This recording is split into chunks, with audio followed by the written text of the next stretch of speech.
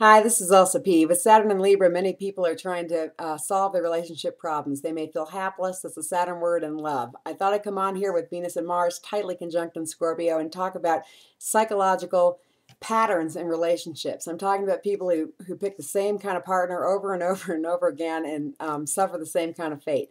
Many of you know that I have a packed eighth house. I tend to, when I'm going to investigate something, I investigate it, profoundly. And there was a time, I think I'm hoping by telling you my story that you'll see, this will give you some hope. But there was a time when the thing that I was investigating was Scorpios with Leo risings, specifically men. And this is hard to believe, but I dated 15 men in a row, and 13 of the 15 were Scorpios with Leo risings. I know it's sick. I know it's embarrassing, but I did this.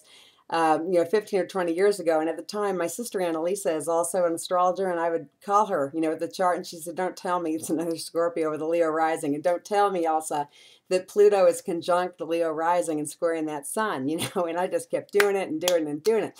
And every single relationship was an absolute disaster. And I will cop right now to being, do my eighth house, even though you see it's a disaster. Scorpio has a thing where, they're going to see how bad they can make it hurt. And I had somewhat of that kind of draw, and I was obviously able to pick these men out, and they like me and I like them. And,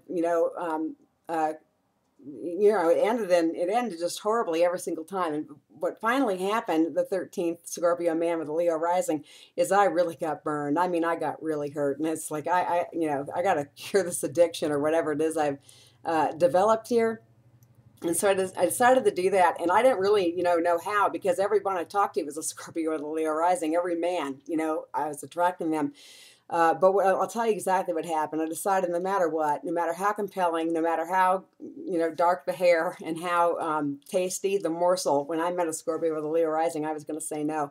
And what happened is I met two, and, within a week, two, boom, boom, boom, boom, and I said no to both of them. And after that, the next man I met was not a Scorpio, or a Leo rising. And do you know that since, in almost 15 years, I mean, even with all my clients and everybody, I rarely meet Scorpios with Leo risings.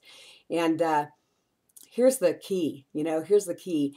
If you have a habit like this, you got to cut it off and go completely to black. You have to create a void. Okay, because the universe will always, always, always fill a void. So that's how you get done. This is Elsa P. at elsaelsa.com. See ya.